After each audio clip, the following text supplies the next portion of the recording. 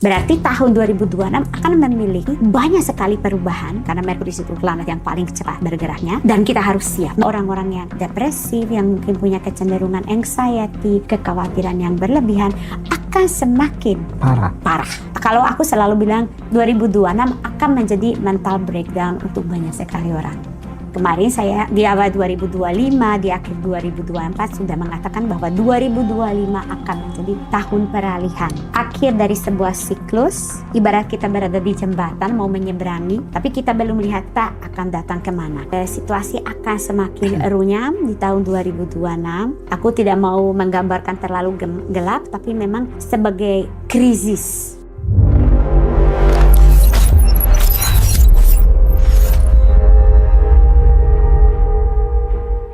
Yang mungkin bisa dibaca bahwa ini akan menjadi akhir sebuah era dan awal tahun baru di 2026 itu yang gimana gitu, sehingga kita bisa siap-siap gitu, Mbak. Prepare ya, antisipasi. Oke, kita meluruskan dulu persoalan karena biasanya kita 2026 itu tahun baru mulai dengan tanggal 1 Januari. Sedangkan kalau kita lihat dari konteks astronomi maupun astrologi, sebenarnya tidak ada yang terjadi di antara tanggal 31 Desember dan 1 Januari. Jadi itu secara kalender atau sistem kalender, yes, tahun baru, tapi secara astrologi tahun barunya akan dimulai di tanggal 21 Maret 2026. Berarti tahun 2025 masih berlangsung selama 3 bulan kurang lebih, dihitung dari sekarang, karena selalu titik balik matahari musim semi, yaitu vernal equinox, yang akan menjadi awal dari sebuah tahun.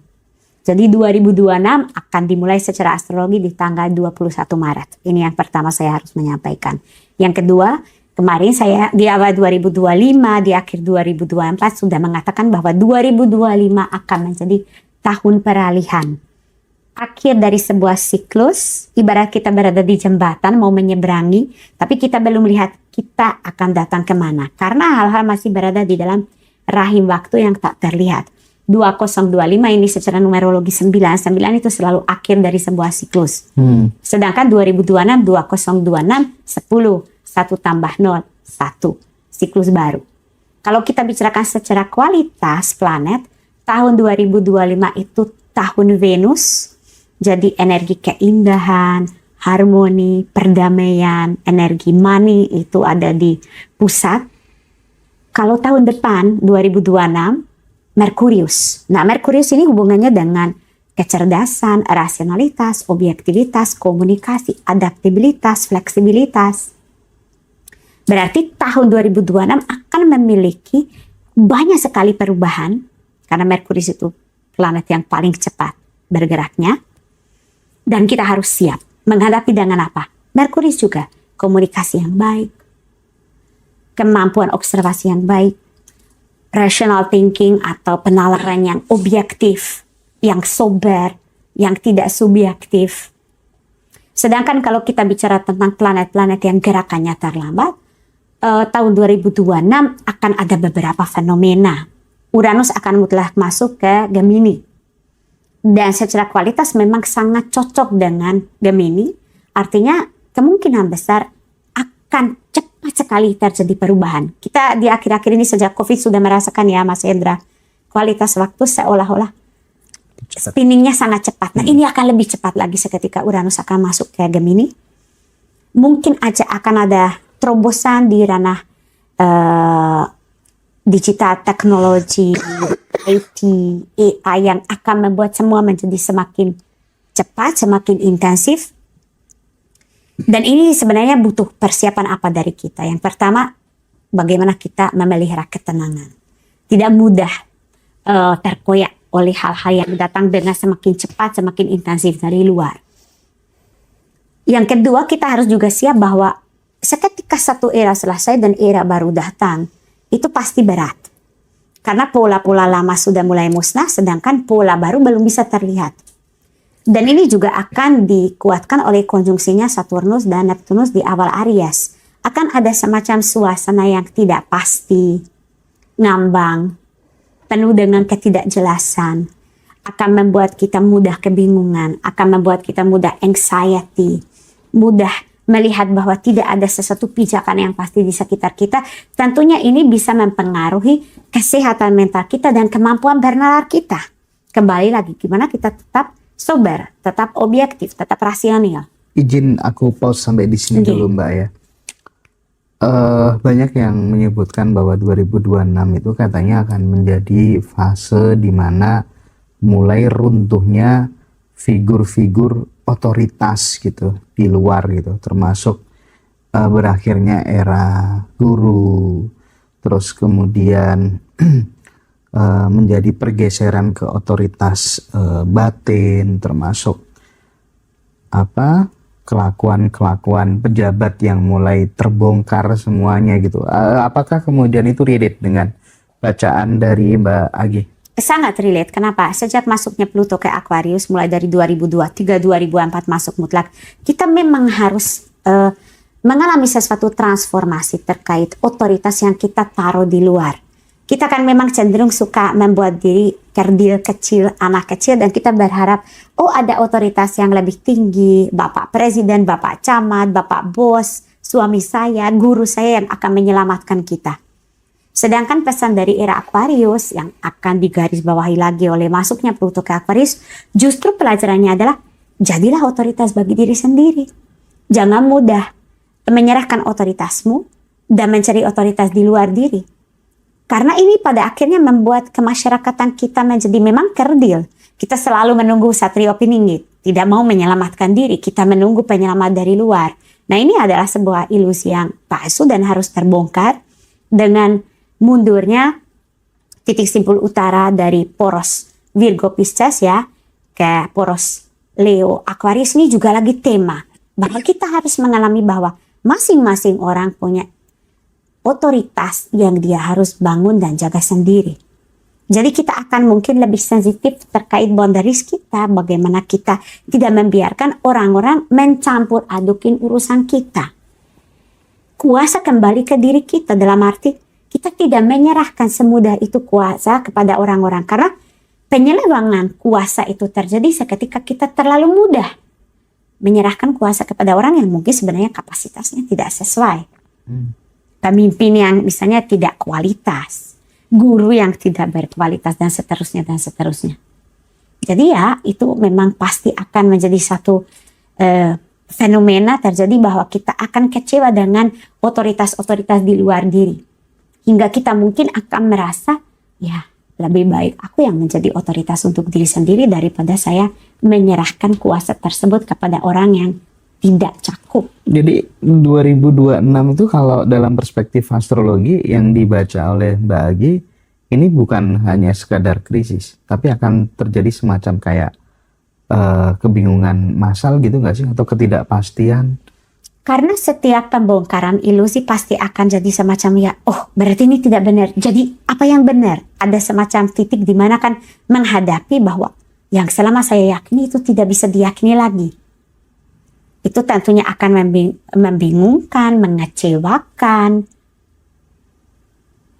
Dan kita akan melihat bahwa orang-orang karena mungkin putaran zaman akan semakin intensif, akan secara mental semakin rentan. Jadi jangan kaget seketika kita lihat bahwa orang-orang yang depresif, yang mungkin punya kecenderungan anxiety, kekhawatiran yang berlebihan, akan semakin Parah. Kalau aku selalu bilang 2026 akan menjadi mental breakdown untuk banyak sekali orang. Jadi kesehatan mental kita mungkin harus dijaga maksimal. Kalau misalnya kita omong apa persiapan terbaik yang kita bisa lakukan, ya ayo bagaimana kamu menciptakan habit-habit, menciptakan mungkin habit apa? Ya kebiasaan untuk memelihara kesehatan mental supaya tetap waras. Caranya? Oh banyak hal ya. Mungkin dari pola kehidupan ya. Kita harus mencari keseimbangan di antara kerja, mengejar duit, dan menjaga harmoni dengan diri. Karena bukan keseimbangan. Iya, uang itu tidak akan bisa menjamin keseimbangan kita. Iya ya. Mbak, aku tertarik tadi ketika kemudian era guru itu akan berakhir gitu ya. Terus apa yang seharusnya tumbuh sebagai gantinya supaya orang itu tidak kehilangan arah gitu? semakin mengetahui diri dan mengenali diri. Dan ini hubungannya dengan astrologi ya, karena astrologi selalu saya definisikan sebagai modalitas untuk mengetahui diri, mengenali diri maupun dunia. Orang semakin mengetahui diri, mengenali diri, semakin susah dimanipulasi maupun dibingungkan. Spesifikasinya, lebih spesifiknya seperti apa sih? Misal nih, kan karena dirimu kan praktisi gitu. Iya. Dirimu kan membaca astrologinya banyak orang gitu. Nggak tahu itu tuh teknisnya gimana sih Mbak? Misal aku mau dibaca gitu. Aku harus store apa gitu, nama, Tempat tanggal lahir, sampai jamnya. sama jam lahir. Tapi jujur Mas Hendra, saya sebagai praktisi astrologi, saya suka consulting. Tapi saya lebih suka mengajarkan astrologi. Kenapa? Perbedaannya adalah saya memberi ikan atau mengajarkan mancing. Oh gitu. Iya.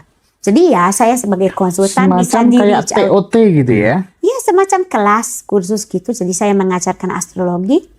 Meskipun saya tahu bahwa tidak setiap murid saya akan menjadi astrolog sungguhan, tapi mereka paling tidak mendapatkan sebuah modalitas yang mereka dengan mudah dan simple bisa mengaplikasi di lingkungan mereka. Misalnya, aku jadi lebih memahami kenapa suami, anak, orang tua saya seperti ini. Oh gitu. Iya. Jadi dirimu tuh kelasnya tuh bukan konsultasi pribadi Bukan gitu. mengajarkan astrologi. Untuk Mulai dari basic untuk Oke, awam. oke. Berapa lama? Setiap semester berlangsung selama 22 pertemuan. 22 pertemuan. Ya, jadi misalnya mulai di Januari sampai Juni. Itu semester pertama, itu basic. Nah, bagi yang akhirnya merasa, oh aku pingin mengembangkan ilmu ini dan lanjutkan studi, nanti ada tahapnya dan silabusnya sampai 8 semester. Wih, keren. Ya, jadi ini anggaplah seperti kuliah. Banyak sekali teman di Indonesia punya harapan bahwa astrologi itu bisa dipelajari di dalam workshop dan setelah itu bisa menjadi seorang astrolog. Itu ilusi. Karena ini adalah tradisi dan ajaran yang memiliki banyak sekali subcabang, banyak sekali konsep dan tool, dan sudah berusia ribuan tahun. Jadi sebagaimana dulu saya di Hongaria belajar 40 sekian tahun dari guru dan setelah itu saya menyempurnakan ilmu saya melalui praktek. Di sini pun ya itu memang proses panjang. Namun sejauh ini saya sudah punya murid yang semester 5. Ya, jadi sudah mungkin lebih dari 3 tahun mempelajari. Tapi kalau boleh tahu Mereka apa aja? semakin kayak merasa, oh yo ini bisa bantu kehidupan saya. Iya. Secara spesifik apa aja sih Mbak yang bisa dibaca gitu? Artinya ketika kemudian kita paham astrologi gitu ya, apa aja gitu? Ya, kalau keuntungan kita yang bisa bicarakan di teman-teman dalam dapat? konteks kepribadian, kita akan jadi memahami lapisan-lapisan kompleksitas kepribadian kita. Kenapa aku seperti ini?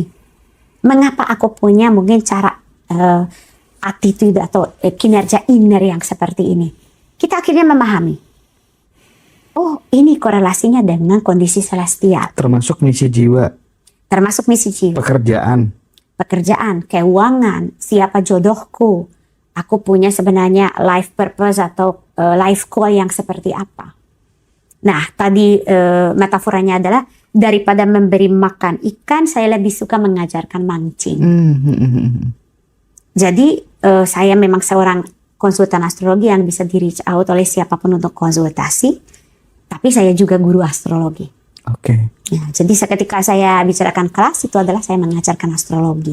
Mulai dari tingkat 0, jadi untuk kaum awam pun bisa. Jadi 22 pertemuan Mbak? Yes. 22 pertemuan Setiap minggu sekali. Biayanya hanya? Biayanya 1,8 juta. Ya. Teman-teman, wah ini nih menarik nih. Tak pikir tuh konsultan pribadi gitu. Bukan. Mbak tolong bacakan. Oh ternyata Mbak Agi itu justru ngajari orang-orang kalau pengen jadi konsultan astrologi gitu ya. Bila dia giat dan menyelesaikan sampai semester-semester atas. Jadi kita harus terang-terangan bahwa basic course yang semester pertama tidak akan membuat siapapun menjadi astrolog. Karena hanya baru akan memahami elemen-elemen di dalam astrologi seperti zodiak, seperti kualitas dasar, anasir. Ini namanya aja basic ya? Basic. Berapa? Namun itu pun sudah bisa diaplikasikan di, oh ya ternyata aku seperti ini karena misalnya anasir yang paling banyak adalah api. Jadi makanya aku punya sifat seperti ini. Jadi itu sudah bisa diaplikasikan di dalam kehidupan diri maupun keluarga maupun teman-teman. Jadi mungkin akan meningkatkan sangat mungkin akan meningkatkan pengetahuan diri maupun orang-orang sekitar kita. Itu butuh berapa jam sekali Zoom? Sekali Zoom biasanya 90 menit. 90 menit ya. Plus Q&A. Jadi biasanya saya memberi kesempatan untuk teman-teman untuk tanya. Tidak hanya terkait pelajaran, tapi terkait topik astrologi apapun. Jadi biasanya kemana-mana. Oke. Ya itu tuh informasi menarik ya buat teman-teman nanti. Mudah-mudahan Iya, bermanfaat. silakan kalau teman-teman pengen belajar jadi astrolog gitu ya. Jadi konsultan astrolog, silakan bisa lewat Mbak Agi, nanti kontak aja. Atau Instagram saya yang Admin, ya. kapela.astrology. Bisa Iya, ditemukan di Instagram. Siap. Nah, kemudian gini Mbak, aku pengen kembali ke soal tadi tuh. 2026 dan hilangnya otoritas guru. Iya. Dalam pembacaan geopolitik spiritual gitu Mbak, apa makna pergeseran pusat kekuasaan global dan bagaimana manusia sebaiknya meresponnya gitu? Karena kita tahu ya, kayaknya kan Amerika bakal jatuh gitu. Nah ini nih gimana, bisa nggak dilihat dari perspektif astrologi? Ada cobaan-cobaan untuk ya kita sebagai manusia tetap selalu ada kegelisahan terhadap masa depan yang belum diketahui, dan kita selalu berusaha mentafsir, melihat pola-pola di masa lalu mengaplikasikan pola-pola masa lalu ke masa sekarang. Misalnya contohnya Uranus akan masuk ke Gemini. Ini kapan terakhir terjadi? Di tahun 1941 sampai 49. Apa yang terjadi? Bukan berarti akan terjadi perang dunia, tapi kita harus melihat bagaimana perang dunia kedua dan pascanya itu menimbulkan sistem kuasa global yang polaritasnya dua, Gemini kan, kiri kanan. Dulu kan Aksis versus Sekutu. Terus setelah pasca perang dunia kedua kan USA lawan Uni Soviet kan perang dingin. Nah, kemungkinan besar tafsir saya adalah bahwa dengan gesernya Uranus ke Gemini ini akan terulang lagi. Jadi sekarang mungkin bisa dikatakan masih ada 3 kubu. Cina, Rusia, Amerika. Ya. Nah, kemungkinan ke depan akan ada 2 tok. Sisa 2 tok. Ya. 2, dan itu akan jadi polarisasi terjadi. Iya. Dan kita harus juga mewaspadai bahwa terjadi tendensi untuk menginvestasi uang besar-besaran ke teknologi militer. Ini terjadi mulai dari tahun 2025. Mungkin teman-teman tidak banyak yang memahami bahwa pemilik Spotify, iklan negatif ini ya, dia meninvest kurang lebih 1 miliar euro ke teknologi senjata terkait AI. Dan kita lihat tendensi bagaimana negara-negara di Uni Eropa mulai melakukan proses kayak persenjataan. Misalnya sekarang Poland yang terlihat sebagai salah satu kuasa di Uni Eropa, dia juga sekarang mendirikan army yang menjadi army kedua paling kuat di dalam Uni Eropa. Jadi ada tendensi ke depan semakin banyak uang akan masuk ke teknologi militer. Nah ini juga sesuatu yang menakutkan ya Mas Hendra, karena kalau teknologi militer itu menjadi ranah investasi, pada akhirnya senjata itu akan digunakan di satu tempat. Ya. Mau diapakan kalau nggak dipakai perang ya? Nah, ini nanti kan tergantung kuasa di atas bahwa mereka lebih melihat perang sebagai jalur ekonomi atau pembangunan. Jadi bisa dikatakan memang situasi akan semakin runyam di tahun 2026. Aku tidak mau menggambarkan terlalu gelap, tapi memang sebagai krisis ya, perubahan. Tapi kegelapan di tahun 2026 itu dimaknai Mbak Azi itu sebagai krisis sistem, krisis nilai, atau krisis kesadaran?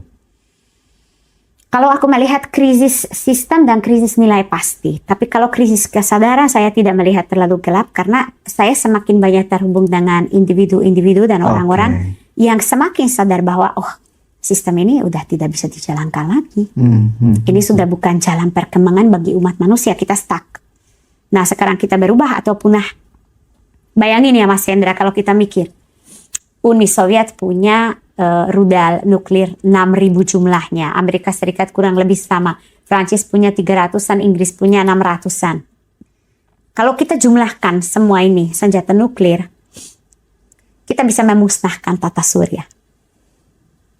Ini masuk akal nggak? Manusia sebagai makhluk paling cerdas katanya di bumi. Apakah ada tikus, ular, monyet yang menciptakan senjata-senjata yang bisa memusnahkan dirinya. Nah, ini sesuatu tendensi kita semakin mengeksploitasi bumi, kita semakin membangun atau menginvestasi teknologi-teknologi yang dapat memusnahkan kita bahkan kehidupan di bumi. Ini sesuatu yang tidak bisa dibiarkan dan dilanjutkan. Apalagi senjata-senjata ini ada di dalam tangannya orang-orang yang benar-benar siap melewati koridor atau the edges atau corners karena kepentingan kuasa. Iya, iya, iya. Ada yang komen tadi. Aku pernah dibaca blueprintku sama Mbak Agi. Dan itu relate banget gitu katanya. Oke, terima kasih. Mudah-mudahan relate selalu. Nah, Mbak Agi, kembali lagi soal 2026. Jika andai kata kemudian ini akan menjadi gerbang ujian bagi kita semuanya, kualitas apa yang perlu kita latih setiap hari supaya kita tidak terseret oleh ketakutan, kemudian tetap kita bertumbuh dalam sebuah kebijaksanaan, itu gimana? Aku sudah tadi menyebut bahwa komunikasi, clear communication itu akan menjadi sangat penting. Karena seketika kita berada di dalam kondisi bingung karena keadaan di luar kita tidak jelas, kita jadi mudah terpengaruhi oleh perasaan, akhirnya komunikasi kita tidak benar, tidak clear, tidak jelas. Dan itu akan menambahkan tensi dan bahkan konflik antar individu yang sebenarnya tidak diperlukan. Ini pertama. Yang kedua, kemampuan adaptabilitas. Jadi sering sekali kita itu tidak bisa menerima sesuatu situasi apa adanya, hitam putih, karena kita sudah punya ekspektasi duluan. Sedangkan sejak COVID sebenarnya kita diajarkan jangan terlalu berencana jauh, mengikuti aja flow-nya. Kita tahu apa yang kita akan lakukan 2 minggu, 3 minggu, 4 minggu lagi itu sudah bagus. Jangka panjang perencana sering sekali kesini semakin meleset. Ya, jadi kita meningkatkan penerimaan terhadap situasi here and now. Itu pada akhirnya juga akan menimbulkan semacam rasa menjangkar, groundedness, yang pada akhirnya bantu kita melihat apa adanya kenyataan. Karena sering sekali tidak sesuai dengan ekspektasi, jadi kita tidak bisa melihat kebaikan di satu situasi, potensi di sesuatu kesempitan atau kesempatan, ya hampir sama, kesempitan, kesempatan. Kalau kita punya, oh aku mau ini, tembok, tidak akan bisa, give up, tidak melakukan apa-apa. Sebenarnya tembok ini mungkin mau mengarahkan kita, modifikasilah apa yang kamu mau lakukan, planmu mungkin perlu di-adjust. Nah, ini yang saya sebut sebagai adaptivitas. Jadi kita bisa beradaptasi dengan situasi. Kenapa? Karena kita melihat bukan dari emosi tapi dari kecerdasan, hitam dan putih. Oh, baiknya situasi ini ada, tidak baiknya tidak ada. Oke, bagaimana saya bisa bermanuver supaya saya tetap bisa jalan, tidak stuck, tidak merasa bahwa semua itu jatuh, hancur, dan saya tidak punya medan untuk jalan, untuk maju. Tapi biasanya nih Mbak, ketika terjadi sebuah krisis apapun itu gitu ya, yang paling terasa itu kan di kota-kota yang besar gitu. Ya. Di desa-desa santai-santai aja gitu, nggak ada apa-apa begitu, ya nggak? Ya gimana Mas Hendra, saya dari dulu kan tinggal di desa, sejak hidup di Indonesia cuma 1 tahun di kota, itu pun kota kecil, dan setelah itu memang dengan conscious memutuskan untuk pindah ke desa. Saat itu saya ditertawakan orang-orang, wah kamu pindah ke wilayah yang sangat remote, tidak ada rumah sakit yang layak, tidak ada ini itu. Di dalam jangka 5, 10, 15 tahun akhirnya sekarang desa sama kota malah lebih layak hidup di desa dari segi udara bersih, air bersih, murah makanan pokok, kurangnya stres, slow living. Nah ini mulai dari COVID semakin banyak orang melirik. Cuma problemnya adalah bahwa sering sekali orang datang dengan mentalitas kota dan mereka mau membangun. Ini yang terjadi di Bali. Wah, kita melihat spot yang indah dengan rice field yang indah. Akhirnya influencer datang, kita jual, bangun, akhirnya yang sebelumnya indah dan hijau menjadi beton. Iya sih, penuh bangunan. Tidak berusaha menjaga lingkungan itu tetap seperti itu. Mirisnya lagi tuh kalau di tempat saya gitu ya. Jadi desa yang tadinya sebagai tempat mata pencaharian petani gitu ya, ladangnya subur gitu. Sekarang menjelma menjadi pabrik semen, ya kan, Pertamina, dan orang udah kehilangan pekerjaan semuanya gitu. Saya sangat berharap di dalam hal ini kebijakan pemerintah semakin akan membela tani, ya. Karena sebagaimana kita lihat secara ekonomi global, makanan itu semakin mahal. Apalagi ketika kita bicara tentang makanan yang organik, yang non GMO, yang misalnya tidak ditreat dengan pestisida, dengan kimia-kimia yang tidak organik, ya. Jadi sebenarnya ini adalah potensi. Cuman ya apa mirisnya negara kita kan tidak jelas. Ini industrial country atau ini negara pertanian. Nah ini harusnya sudah ditegaskan, sudah dirumuskan. Tapi Mbak, lagi-lagi ya, kekhawatiran teman-teman kan ketika kemudian melihat potensi ini bakal terjadi inflasi luar biasa, misalnya krisis misalnya. Gimana nih Mbak? Cara kita harus mengamankan aset. Gimana nih Mbak? Ekonomi dan investasi ya. Ini nih gimana nih? Apakah aku harus ikut sama anak-anak muda? Ikut-ikut join kriptoan kah? Atau fokus ke ini aja, beternak sendiri, garap lahan sendiri, bertani kayak mbah-mbah dulu gitu, atau gimana Mbak? Saya melihat tendensi 2026 itu memang sistem keuangan kita akan mengalami krisis. Tambahan karena mungkin teknologi digital, terus kemudian IT dan berkembangnya isu-isu ini akan mereformasi konsep uang kita. Sekarang kita aja uang itu apa kan? Cukup kalau kita menggunakan uang virtual, ya dompet virtual ini semakin akan membuat uang itu dipertanyakan apa itu uang. Sedangkan kalau kita mengikuti seperti kripto atau digital currency, problematikanya adalah yang dari dahulu kala sudah investasi mungkin saja akan panen raya. Tapi yang baru ikut-ikutan hanya bawah piramida. Sedangkan kita lihat kebijakan pemerintah semakin membuat kebijakan tentang bagaimana memelihara tanah-tanah. Dari besok tanggal 1 Januari kan ada kebijakan-kebijakan pertanahan baru ya di Indonesia, yang mengancam status beberapa jenis tanah yang tidak jelas, dan itu akan tarik kembali ke pemerintah. Nah ini sebenarnya sudah menandai bahwa tanah akan menjadi aset penting ke depan. Sebagaimana kita juga lihat perang proksi di antara Ukraina dan Rusia, pada akhirnya banyak sekali investor yang membeli lahan-lahan di Ukraina. Ya elit global sekarang gitu semua kan ya. Ke tanah, betul. Tapi kalau pikiran liar saya nih ya, kekacauan yang bakal muncul di 2026 sesuai prediksi banyak tokoh gitu ya. Krisis itu jangan-jangan bencana yang sekarang mulai muncul di mana-mana ini, itu jangan-jangan juga bisa by design gitu. Karena aku melihat ya kayak yang di Sumatera itu kok nggak mungkin deh. Ya jelas desain kan, orang-orang menebang pohon itu sudah selain desain. itu maksudnya mungkin Maksudnya ada bahwa teknologi tiba-tiba tertentu gitu. Ya ini sedang lagi viral membahas teknologi HARP kan, yang sebenarnya saya dari tahun 1998 sudah menyadari dari bukunya Drunvalo Melchizedek yang berjudul The Ancient Secret of the Flower of the Life. Jadi itu pertama kali saya baca tentang HARP, dan itu memang jelas bahwa ada modifikasi cuaca. Mungkin lepas dari yang kita sekarang dengar HARP, mungkin ada metode-metode yang berbeda juga. Ya itu memang mungkin adalah satu cara untuk membuat kekacauan itu menjadi lebih besar. Ya bisa saja terjadi. Iya.